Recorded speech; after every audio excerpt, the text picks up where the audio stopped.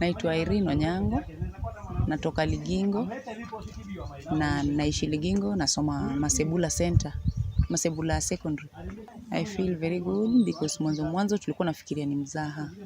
Sasa zile tunaambia tunapiga namba 1190. Tukajiuliza hiyo 1190 linaenda aje, namba 4 utapigaje iende?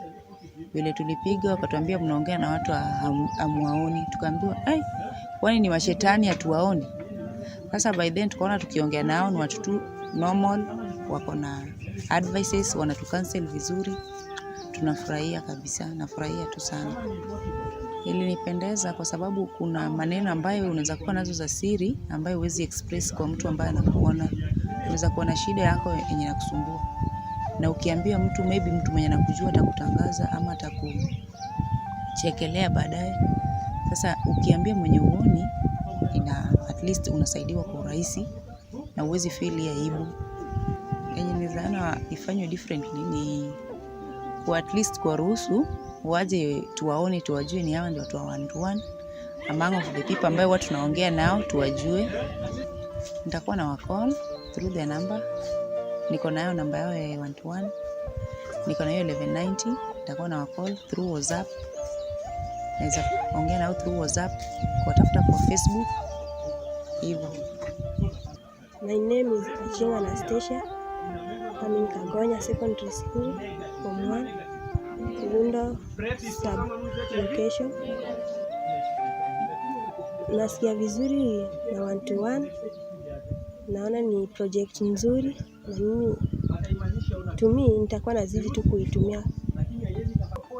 Imenisaidia na advice when I was going to join my secondary education, because I was about to drop, niwachie hapo na waliniongeza maarifa nikaenda shule. Sasa hii niko naona niko vizuri. 121 wananisaidia, wanatuma swali, wanatuma messages na maswali na kujibisha. Wakati nilipiga waliniuliza wanataka nisaidia aje, nikamwambia I just only want an advice, sababu the way I am seeing things going are not better. Sababu shule pia nilikuwa naona sitaenda, but they told me endelea tu, hizo za wazazi zao, endelea tu na shule, utakuwa na walini encourage, niseme tu in short, walini encourage. Ningependa ikuwe better, yani wazidi tu kuimarisha kila mtu na wazidi tu kuimarisha tu kila mtu. Nitaendelea kutumia 1190 because they are encouraging, advising people. They are making people to have strong faith and hope in doing something. My name is Resio Dero. I work for Girl Child Network in the DREAMS IC project based at Nyalenya Bridging Center, Siaya County. 1190 was actually a very fantastic idea. Felt awesome. To me, it was an innovative idea, a way to get through to the youth, the young girls. At least they find a way of communicating their issues, without having to face these people. Some of them are really not comfortable to, talk to counselors one-on-one.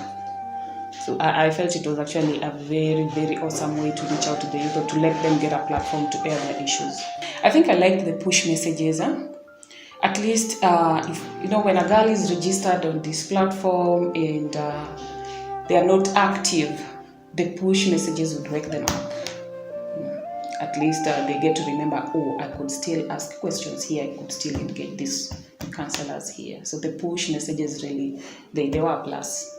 I think what should be done differently is just incorporating other service providers, so that at least even those who have, SIM cards for Airtel, other service providers can actually access this toll-free. Yeah, I think this should not stop. I mean, it's an awesome platform for these girls.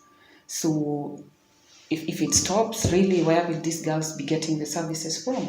It has worked for them. So to me, I think it should not stop. The girls should just continue using this 1190.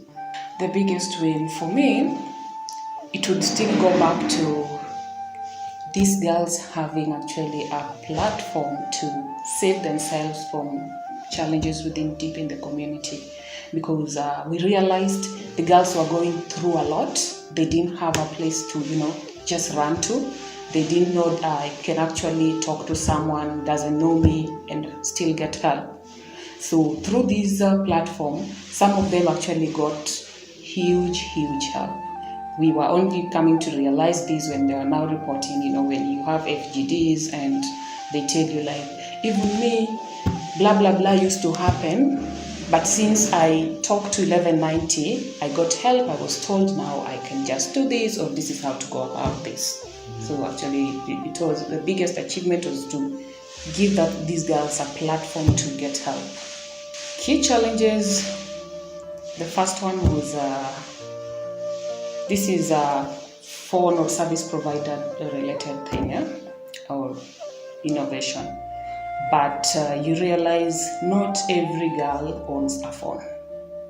So again, it was limiting some of them who wanted to actually use this service. Apart from them using the phones that we have at the center, when they go back home and some of them registered using parents' phone or guardian's phone or spouse's phone, you realize that really it was limiting their access to this service. So to me, that was the main challenge.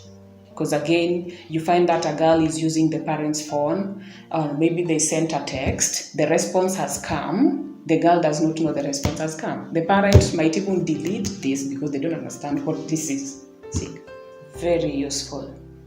Because first, begin with this project was focusing on out-of-school girls who had dropped out of school and, a long time ago or just recently. So because we wanted to bring them back and just to bring them up to speed before they go back to school, using these, incorporating OIDP actually worked for us, because some of them were actually telling us that there is information that they are getting from OIDP that actually helps them in school as well.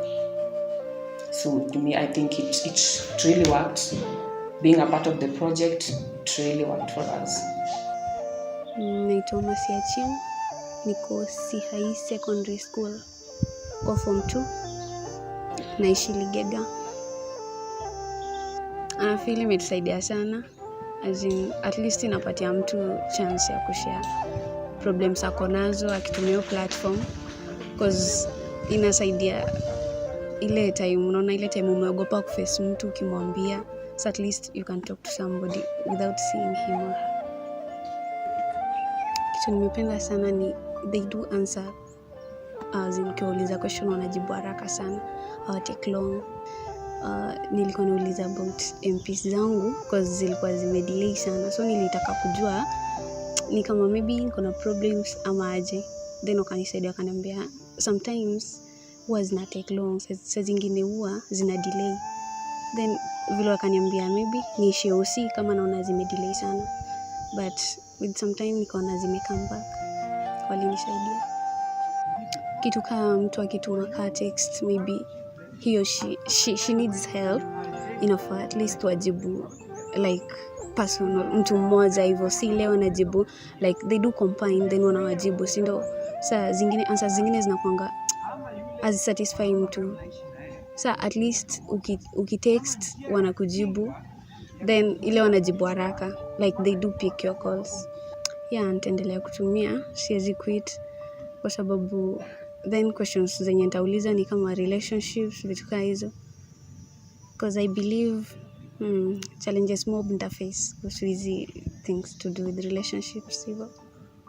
I'm Raila Kinyuchie, learning at Gotnanga Secondary School. I come from Ligega Center.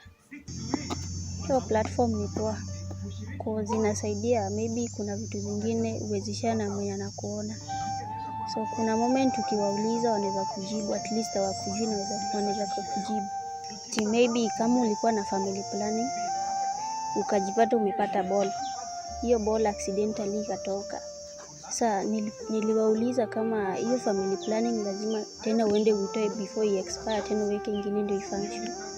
But wakapata kunijibu ati si lazima utoe, bado hiyo dawa inafanya. Kuna situation kitu inaweza kuwa inakusumbua by that time na unataka response, na maybe uko tu peke yako kwa nyumba na unajipata maybe unaweza call huko na upate solution by that time. Unapata sometimes unatuma text cause maybe uko place huwezi ongea kwa simu, sasa unatuma text. Wana take even 2 days ndio wakujibu. Sasa maybe waone venye wanaweza jibu hizo text mapema. Hiyo delay nilituma text, ilikuwa text to do with the menstruation. Kuna venye menses zangu zilianza na zilikuwa zinakuja nyingi. Nikatuma text by that time on what drug to take, ndio maybe reduce. Hawakunijibu, wakanijibu after around 3 days. Sasa sikuona siku nimesaidiwa. Nitaendelea kuinteract nayo, inatusaidia. Maybe kuna mzazi na uwezi mwambia hiyo kitu, uwezi muuliza kujibu. Kuna wazazi wengine wakali, uko 1-to-1 ukiulizia unajibiwa. Mimi naitwa Lucy Alwecho Indo, nasoma Ralak Girls Secondary School, iko Ugenya. Venye tulipewa hiyo namba tupigange wakati uko na shida fulani. Tuseme kama uko na shida ingine confidential na hutaki kushare na mtu, unaweza wapigia, unawaelezea hiyo shida yako kuhusu hata hizo family planning, unawauliza then wanakujibu. Sometimes unaweza wa text ama unawacall direct. Sasa mimi niliona ikinisaidia juu hata haikuwa inachukua pesa, haikuwa ina cost kitu. Unapiga tu, unaulizia hiyo swali yako, wanakujibu. Maybe sometimes pia ina take time kujibiwa, lakini walikuwa wanajibu. Nini nilipenda sana kwa hiyo 1190 kama watu wana?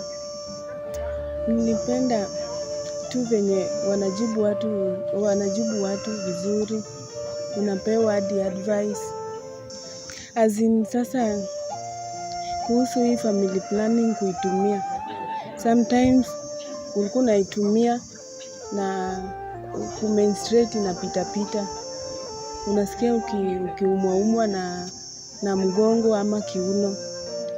Sasa walikuwa wananiambia tu hiyo ni normal, but walikuwa na keep tu wakisema ati kuabstain ni kitu ya maana sana kama hujaelewa.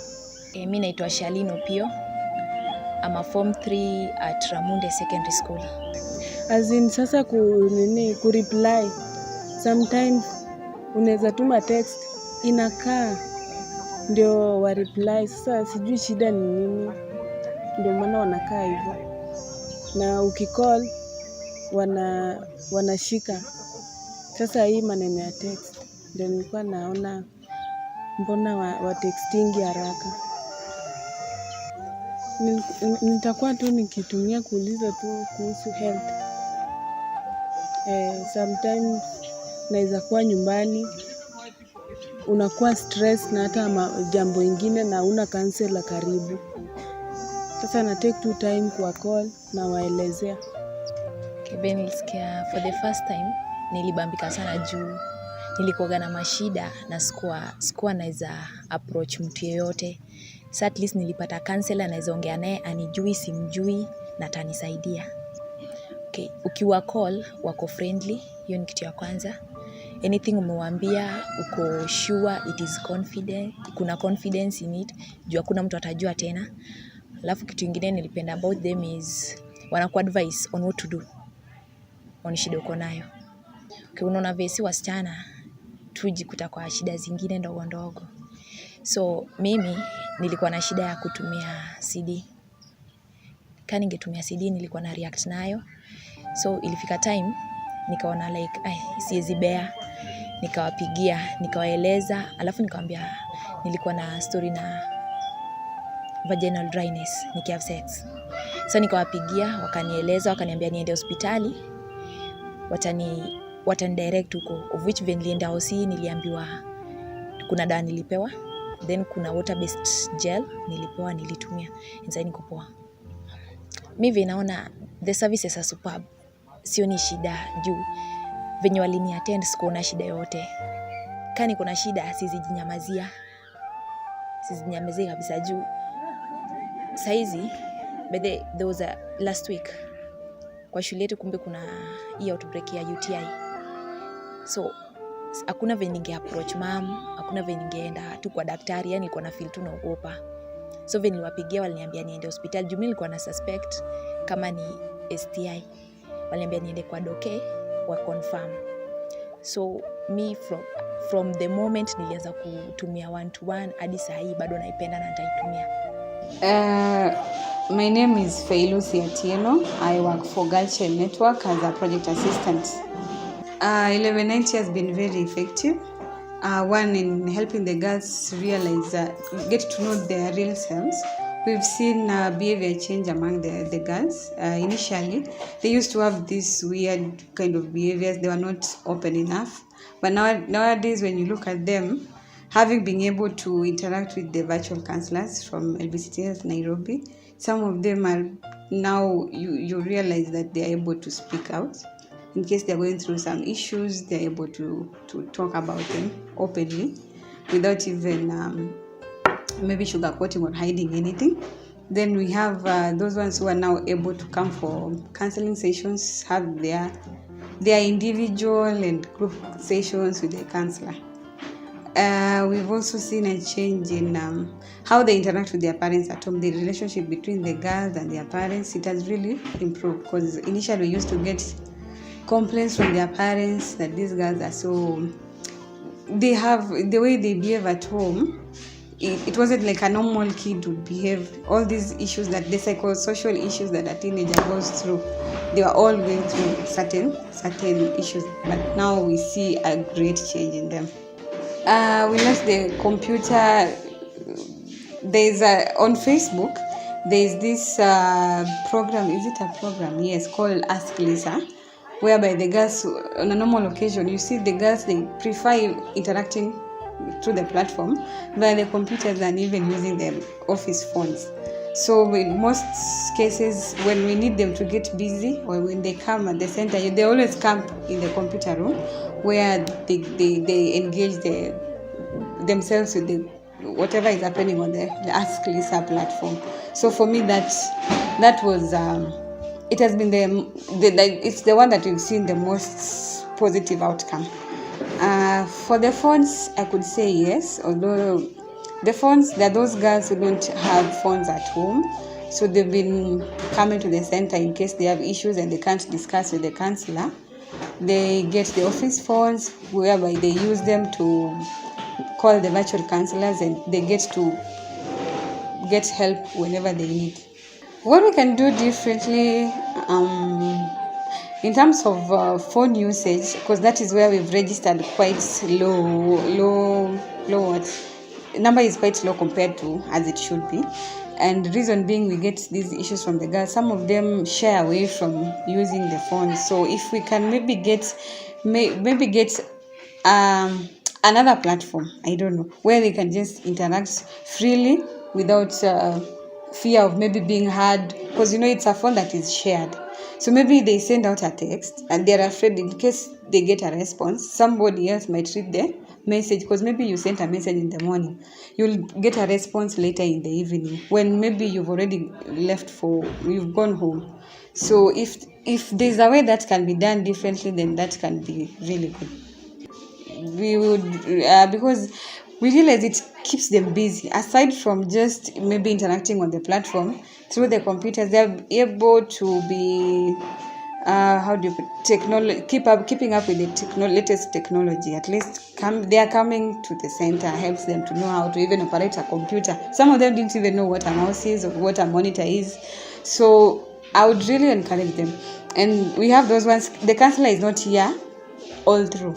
At times when she's at home or it's weekend and the girl is going through some issues, the best we can do is to maybe call 1190, whether she's at home or she's at the center, regardless of having interacted with the Bridge Center counselor or not.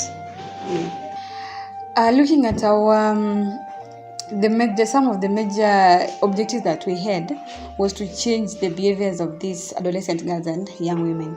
So having that interacted with counselors through either the platform or at the Bridge Center in general, our greatest achievement has been seeing them grow, having that change of attitude, and it's a positive attitude. Then it's increase in their self-esteem. Some of them used to feel so low, like I had said previously. They didn't believe in themselves, but now you see they know, they're aware of themselves. They can stand up for themselves. They can speak up in case they are going through any issue that can affect an adolescent girl or even a youth in that their age bracket. Our key challenges, having mentioned the phone usage, being that we only had 5 phones. The girls are quite many, and some of them being that they only have to use the phones during their time, that the period that they are at the center. And some of them are they're only free maybe at night. Yeah, they're not free at night, where you'd find them even engaging the Bridge Center counselors. So it has been a challenge, just making them. We would ask, why are you not even using the phones like it should be? And maybe they tell you, we prefer someone we see, a counselor that we talk to one-on-one, because the others, initially it was issue of language, but then being that these guys are going to school, they learn both English and Swahili. Language has not been a major issue current now, but the main issue was the fact that they're not open to someone they don't see. They prefer having a one-on-one talk with someone they see. So that was the challenge.